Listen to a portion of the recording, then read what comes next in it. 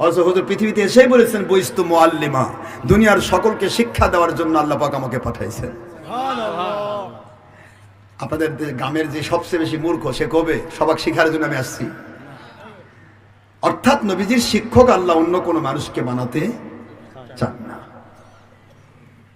মন খারাপ হচ্ছে আপনাদের? হে জিবরাইল ভাই, আপনি বলুন তো আমার মেয়ে ফাতিমা রাদিয়াল্লাহু তাআলা আনহার কথায় আপনি দুঃখ পাইলেন।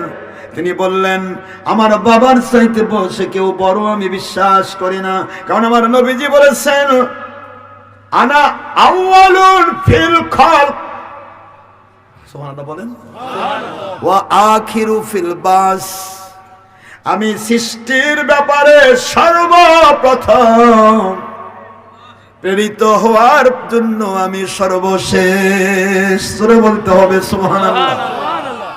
তাহলে আর কেউ বড় আছে?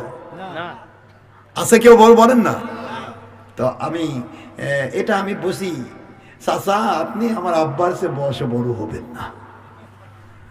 জিবরাইলের মনটা খারাপ হয়ে গেল, ছোট মানুষ তাই আমার বাপের চেয়ে বড় বলতে চায় না। তো হুজুর সাল্লাল্লাহু আলাইহি ওয়াসাল্লাম তো বুঝে ফেলেছে। আখি জিবরাইল, জি হুজুর, আচ্ছা আপনি সৃষ্টি হওয়ার পর কি দেখেছিলেন? কিছু দেখেছেন কি?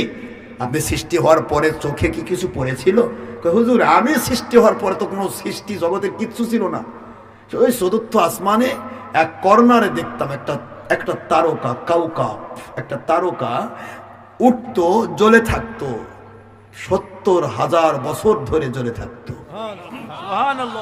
তারপর ওটা আবার নিভে যেত 70,000 বছর পর, 70,000 বছর আর জ্বলতো না, নিভেই থাকতো।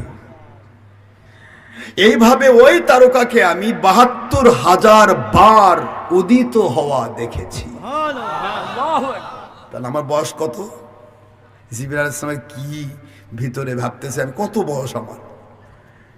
একটি তারকা চতুর্থ আসমান মথান্তরে আমার আল্লাহর আরশে আজিমের ডান পার্শ্বে উঠত, এটা উঠে থাকতো 70,000 বছর, আবার ডুবে থাকতো 70,000 বছর, এইভাবে উদিত হয় দেখেছি 72,000 বার।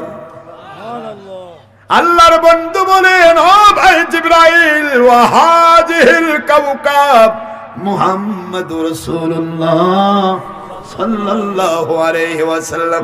জিবরাইল ভাই, যেই তারকাকে আপনি উদিত হওয়া দেখেছেন 70,000 বছর, জীবন্ত দেখেছেন 70,000